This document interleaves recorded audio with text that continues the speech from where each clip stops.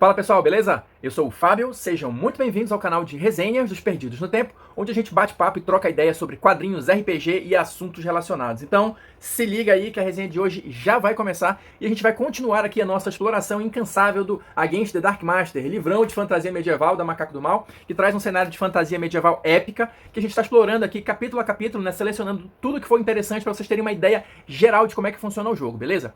Quem tá ligado no movimento, quem já tá inscrito aqui no canal, sabe que a gente começou no vídeo passado a falar sobre o combate, né? E aqui, nesse vídeo, provavelmente a gente vai conseguir fechar esse capítulo destacando uns pontos mais importantes. Quem tá chegando agora, não entra em pânico, tem aqui a nossa playlist exclusiva do Against the Dark Master, que concentra todos os nossos vídeos da série. Então, se você quiser assistir desde o início, se você perdeu algum vídeo, quiser refrescar a memória, tá tudo aqui, confere lá.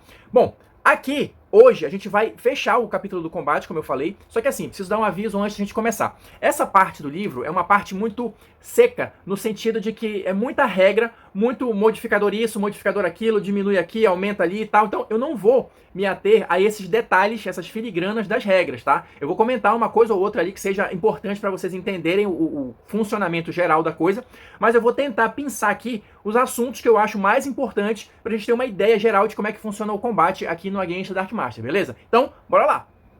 Vamos lá, pessoal, pra gente começar aqui a nossa brincadeira, a gente vai falar um pouquinho das ações em combate, tá?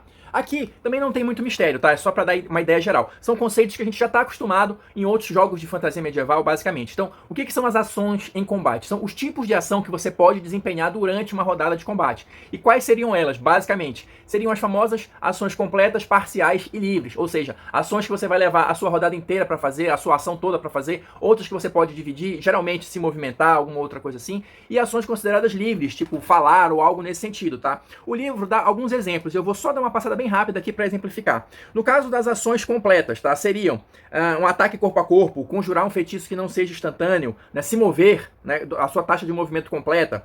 As ações parciais, preparar um item, sacar uma arma, conjurar um feitiço instantâneo, né? A gente já viu essa diferença, fazer um movimento parcial, né? E as famosas ações livres, falar, cantar, declamar, fazer um teste de avaliação, largar uma arma ou um item que você esteja segurando. Então, sem grandes mistérios aqui, beleza? Ele vai só pontuando quais são esses tipos de ação. A gente tem também as ações preparadas. O que seriam essas? As ações preparadas é aquela que, assim, você vai, como o próprio nome diz, né? Você vai preparar uma ação, mas você não vai executá-la no momento apropriado. A gente viu no vídeo passado que a rodada de combate ela tem toda uma sequência de ações. No caso das ações preparadas aqui, eu vou dizer, olha, eu estou mirando, por exemplo, mas eu não necessariamente tenho que disparar a minha flecha no momento apropriado, segundo a ordem da rodada que a gente viu no vídeo anterior.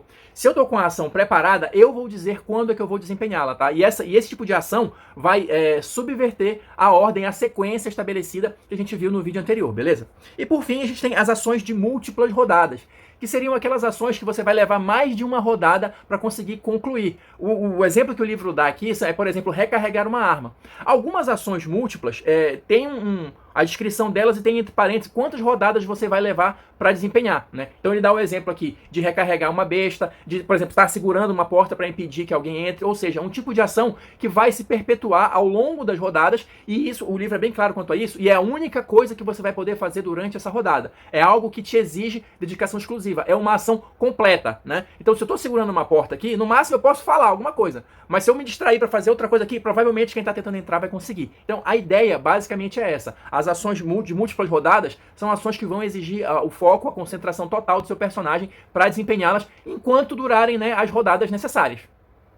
Avançando um pouco, e só para citar aqui, a próxima seção do livro vai tratar do movimento tático, ou seja, o movimento dos personagens no campo de batalha, na área de combate, né? Então ele vai ter aqui todas as regrinhas aqui de campo de batalha, de área de movimentação, movimento total e corrida, tudo isso. Mas como eu falei, é uma parte mais de filigrana. Quantos metros, quantos isso, taxa de movimentação, isso, aquilo. É uma coisa que a simples leitura aqui não traz grandes mistérios, tá? Uma descrição básica das taxas de movimentação e das opções que você tem. O livro traz também, para a galera que curte um jeito diferente de jogar, como é o meu caso, o posicionamento abstrato. O que seria isso? Seria, olha só, ao invés de medir precisamente quantos metros um personagem se moveu em uma determinada rodada, esta regra opcional introduz a noção de áreas de combate. É só uma página também que ele vai trazer aqui todo o regramento, todas as orientações gerais para quem gosta de usar esse tipo de combate abstrato, né? Então, o que é uma área de combate? Geralmente é uma área ali onde o combate está se desenrolando, obviamente, mas que você pode, cada personagem pode alcançar um outro com uma rodada e tal. Ele dá umas regrinhas aqui também, nada muito nada muito complexo, é só para esclarecer e para pontuar essa parte mesmo do movimento tático. Agora a gente vai começar uma parte que eu acho realmente interessante, a gente diminuir um pouquinho a velocidade. A gente vai começar a falar aqui dos ataques e como é que funciona em termos de regra essa parte do combate, né? A gente já falou da ordem de ação, do movimento, do tipo de ação, mas beleza, eu quero atacar, eu quero dar-lhe em alguém. Como é que eu faço? Como é que funciona isso? O ataque aqui no Against the Dark Master, ele vai ter uma série de regrinhas que eu acho que vale a pena a gente destacar alguma coisa aqui. Então, o primeiro destaque que o livro vai fazer é justamente, olha, o bônus de ataque. O que seria esse bônus de ataque?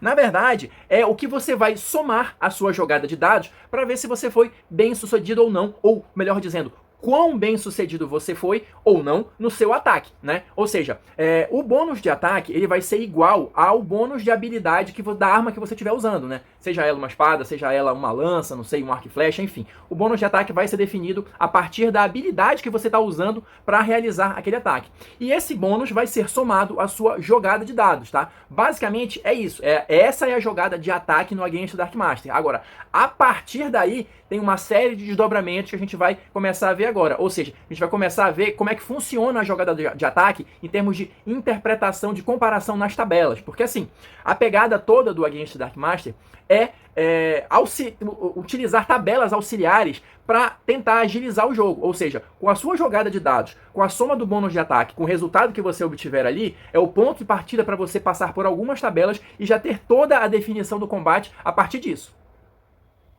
Então olha só, pessoal, para a gente começar a destrinchar a questão da jogada de ataque, a primeira coisa que eu acho interessante a gente comentar é o seguinte. Como eu falei, o combate de uma maneira geral, os ataques aqui no Against the Dark Master, eles todos vão ser comandados, os resultados, né, por tabelas. A gente tem várias tabelas em relação a isso, então eu vou começar mostrando aqui para vocês um pouquinho. Olha. Cada tipo de ataque vai ter a sua tabela específica. Olha.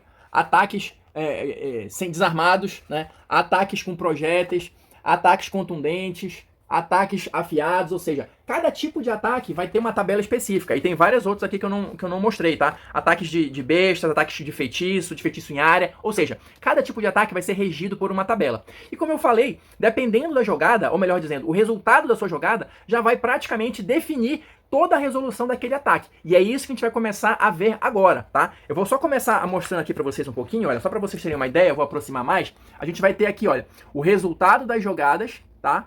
E uma série de situações que podem acontecer aqui dependendo da faixa numérica que o seu ataque resultar. Lembrando, esse ataque vai ser a sua jogada de dados, né, o D100, mais a soma do seu bônus de ataque. Esse vai ser o resultado final base. Você vai ter aí a questão da armadura, né, ou proteção que o alvo tem, você pode ter que descontar alguma coisa, mas o resultado final da história toda vai ser esse número que você vai comparar aqui na tabela para descobrir qual foi o resultado do seu ataque.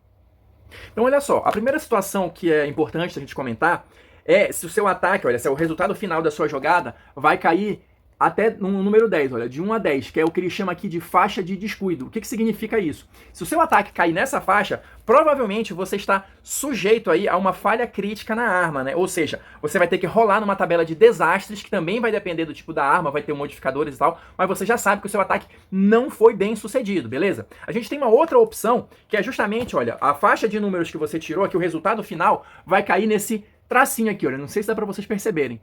Se cair nesse tracinho, quer dizer que você não conseguiu aplicar dano no seu oponente. Ou seja, se a sua jogada caiu num tracinho, você simplesmente errou o ataque e não conseguiu causar nenhum tipo de dano no seu adversário. A terceira opção que a gente tem é se o ataque cair numa faixa que vai ser 0 aqui na tabela. Deixa eu já mostrar para vocês.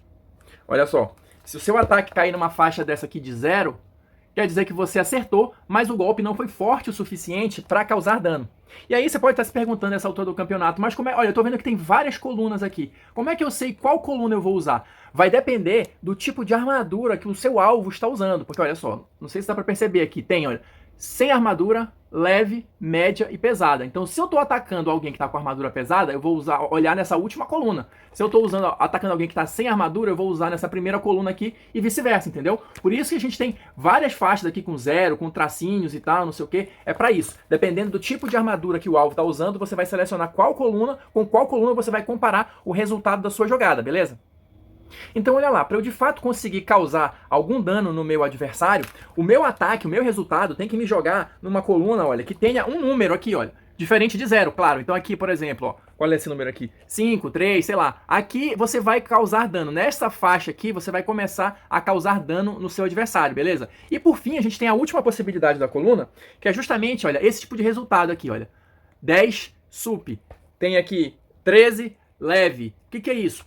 Quando tem um número e esse sufixo, ou essas letrinhas depois, leve, med, vai ser o significado de um golpe crítico, ou seja, nessa faixa da sua jogada você conseguiu não só atacar o seu adversário, causar dano, mas causar um golpe crítico. Os golpes críticos, eles vão ter um desenrolar que a gente vai ver ainda nesse vídeo, tá? Mas só guarda essa informação. Então, linhas gerais, o seu ataque, se cair numa faixa de 1 a 10, você tem um desastre com a arma, né, uma falha crítica. Se cair com o tracinho lá, você errou o golpe e não causou nenhum dano.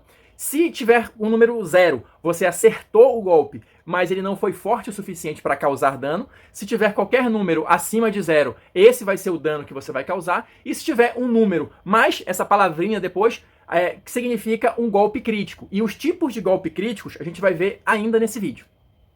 Mas antes da gente entrar na parte dos golpes críticos, tem uma outra coisa que é interessante de comentar também, que é isso que ele coloca aqui, olha, como resultado máximo.